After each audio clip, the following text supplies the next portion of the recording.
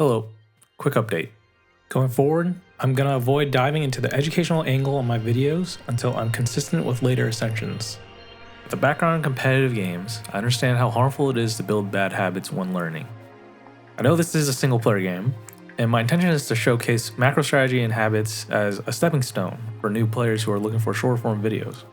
However, I am a bit worried that my playstyle would cause issues for the players who want to improve towards more advanced play later down the line. This game took me many tries to get into it, but when I did, I fell in love with the theory crafting and deck building loop. Low Ascension has the most amount of freedom to explore that, which is why I always hover around there to experience a wide breadth of deck compositions. I'll still explain the decisions I make, but it'll be more of a VOD review vibe than educational. Anyway, here's a defect run on Ascension 3. Left side is very combat heavy, so we're taking this path on the right with an early shot and branching paths in case we aren't strong enough for the second elite. And because we're going to that early shop, I'm grabbing this golden pearl.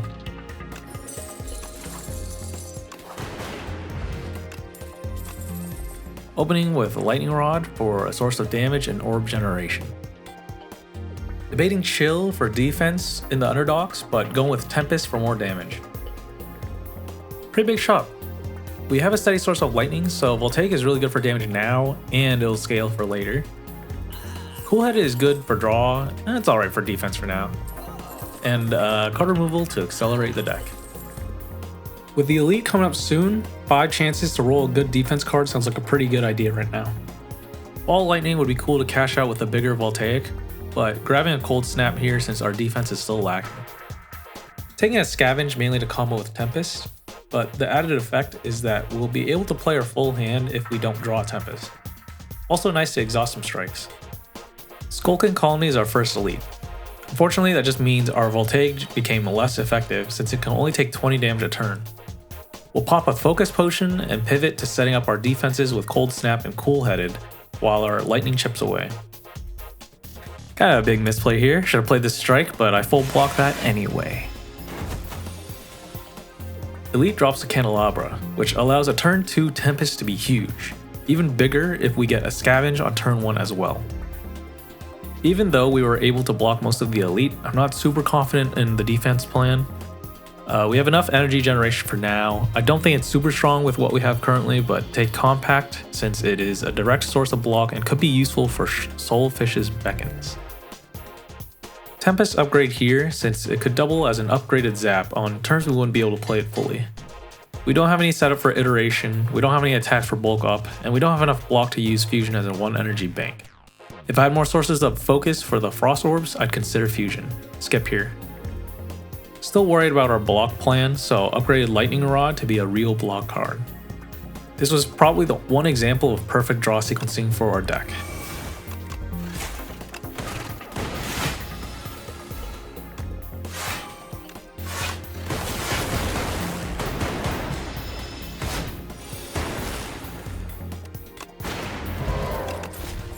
Leap being 9 block for 1 energy?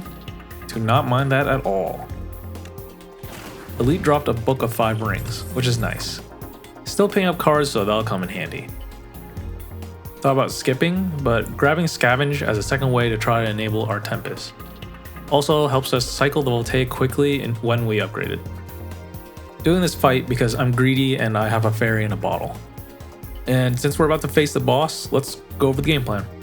Our offense is all about orb generation. We start with 1 orb, Zap gives us 1, Lightning Rod 2, Tempest 1 to 4 with each scavenge adding 2 to it. That's 12 orbs maximum, but realistically we'd probably hit 8ish every deck cycle. That being said, 8 orbs is 64 damage, 1 evoked, and Voltaic doubles that. Our defense plan isn't terrible. We have 2 sources of frost orbs, which we can evoke reliably with our lightning generation, and Leap gives alright block for 1 energy. Compact was more of a desperation pick, but it's justified for the Beckons, surely. Thank goodness for the fairy, that's all I'll say. Petrified Toad is welcome. 0 energy, 15 damage per combat. Throwing out the flex potion, because we can't take advantage of it. Defragment is great since we have plenty of energy to play it, and it'll strengthen both of our damage and block plants since they're orb focused. Rest before the boss, and here we go. Turn 1, Scavenge and Defend. We have better block. Step a Frost Orb for defense, Lightning Rod for offensive momentum. Turn 2, Poor Draw with no Tempest and Voltaic instead, playing everything else. Turn 3, there's Tempest. We'll defrag first, block up, and play the Tempest for Voltaic when it comes around. Turn 4. It's a good turn to draw a terrible hand, but it's fine because defect is awesome and does 12 damage anyway, and a strike. Turn 5 is their intangible turn, so we'll scavenge a Beckon to remove 6 damage and set up for next turn. 6 lightning with Tempest, with Voltaic next turn unless this one Beckon messes us up. But we got it for the kill. Perfect.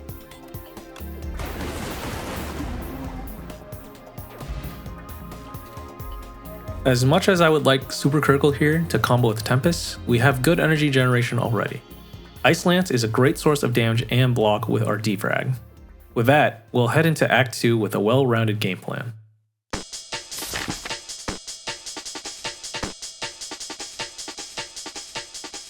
Two elites and a shop on the left. Right paths are locked into multiple elite encounters with campfires after 2 elites, which scares me. Can't make use of toasty mittens. Golden Compass is enticing, but grabbing a very hot cocoa makes for a potentially great turn 1. To supplement it, we're gonna have to look for more card draw in case our turn 1 hand is garbage. Since we have so much energy for turns 1 and 2, an upgraded Cool-Headed looks quite cheap for Frost and Draw.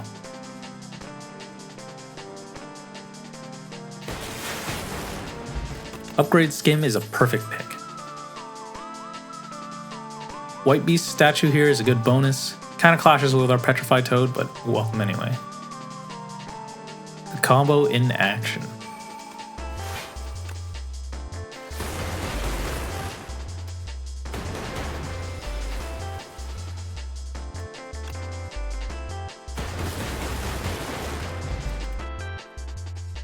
Refract is a candidate for a pick due to its AoE damage, but skip because I don't want to clog up the deck, and AoE wasn't a big focus on how much damage we could pump out with repeating Voltaic.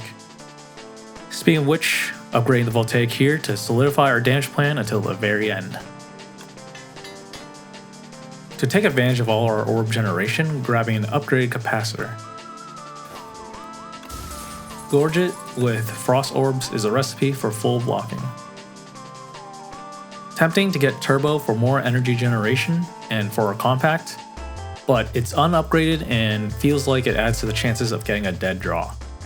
To be honest, my confidence in the game plan was wavering until this flawless elite fight. Also, note the value of the bronze scales we got in Act 1. Since we have good card draw now, Super Critical is a great pick to cover turns where we draw into our combo pieces but weren't able to scavenge beforehand. Hope the War Paint would upgrade it, but I don't mind an upgrade scavenge. No comment. Every single one. Still looking for card draw or card remove for more consistent turns? Skip everything here. Thunder in this shop adds a flat 6 damage per evoked orb, about 75% more damage with no focus in play. Gigantic pick. Grab the Fasten to almost double the value of our defense, especially on turns when we draw 2 or more of them. Looking back, Act 2 was quite productive for us. We improved our card draw by upgrading Cool-Headed and taking an upgraded Skim. Picking up a capacitor improved our offense and defense at the same time. And while upgrading the Voltaic pretty much sealed the deal for our offense, the bonus Thunder we picked up hopefully relieves the pressure of me having to do mental math. Saving the focus potion here and just letting the combo rip. Lantern adds more power to our first turn. Pretty sweet. We've been drawing Voltaic near the top and drawing Tempest near the bottom. Even though upgraded Shadow Shield is a great block, skip these to make sure we can cycle Voltaic quickly. Upgrade second Cool-Headed for draw. Pretty confident in our defense to not take much damage from Knowledge Demon. Turn 1. Not a bad start besides drawing this Voltaic early. play our powers, and rock.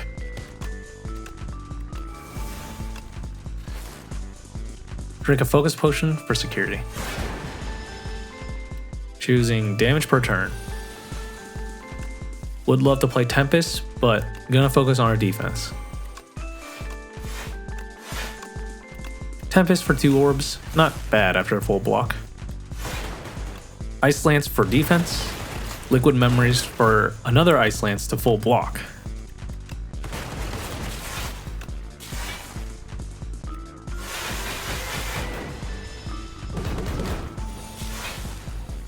Turn 4.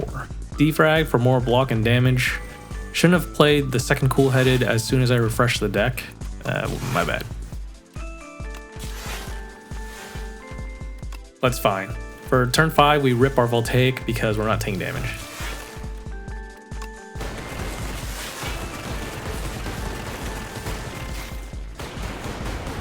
And we have perfect lethal with the end turn button. But just in case something goes wrong,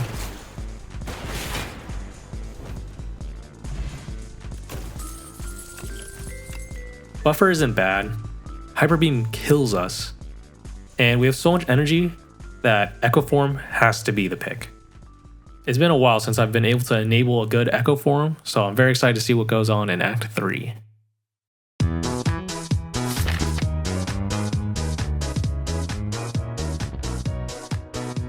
There's a bunch of encounters in a row in the mid path, so we'll take the right path to hit an early shop into 2 campfires, and a branching path from the first elite if we want to dodge the second. Try Boomerang. The only attack we have is Ice Lance, which isn't a terrible target, but that's really it. Crossbow, I don't want extra attacks clogging up the deck, and we can't really take advantage of the extra attacks anyway. Even though we have a bunch of powers, Spiked Gauntlets looks like the best option since we have so much energy generation that the debuff doesn't hurt us too bad. Grabbed a charge battery for block and 1 energy bank. Don't think our damage is good enough for 150 and 3 unless we have the perfect draw sequence, so hoping for that. The potion option isn't great because we have a Petrified Toad and a White Beast statue. Stared at the Tesla coil for a sec, but it was unupgraded and I think a card removal is much stronger. Nothing here makes us stronger for the cost of a card draw. Skip. Would take an upgrade Storm if we didn't have Spiked Gauntlets. Next. Upgrading Defrag for more block and passive damage, especially if the Queen messes up our draws with Bound. Anchor is nice as we get set up. It's basically reallocating 1 energy to a power instead of playing a defend or something. Either choice isn't bad, since powers exhaust in a way. Going with the skill because I'm thinking the power is less valuable if it costs 2 energy and Bound. Upgrading Echo Form for extra security in case we get a bad turn with the Queen. Bit of a spoiler, but since this is the last elite fight for Act 3, figured I'd take the time here to summarize the build for this run. Our offensive game plan is centered around spamming Lightning Orbs. Lightning Rod is not as strong as it used to be in Act 1, so our priority now is generating orbs through generating energy so that we can use our Tempest. From there, we cash out with our Voltaic, hopefully after playing a Thunder, which boosts our evoked orbs damage by 75% before focus. To get our combo pieces reliably, we have a few sources of draw to cycle the deck quickly. In the cases we get some bad hands, our defensive plan is mainly covered by a constant source of Frost Orbs, which are improved by the 2 extra focus from Defragment, also a capacitor to get more orbs in play. As a side effect, our Lightning Orbs do nice chip damage when they're out. We also have a Fasten to nearly double the value of our 4 defense when we draw them. And Echo Form? We have so much energy we can play it pretty reliably, and it just makes everything mentioned even better.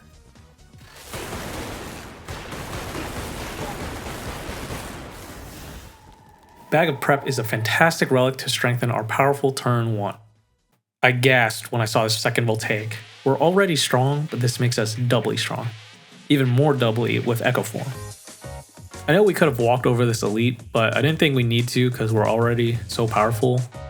I pivot to the event to avoid possibly losing HP. Get lightning mobbed. Could take subroutine, but afraid of it being a dead draw when bound. Healed up because we didn't really need an upgrade. It's time to slay a queen. Turn 1 is pretty perfect. Echo form and fasten for the long term. Draw and defend with cool headed. Play the defrag for focus.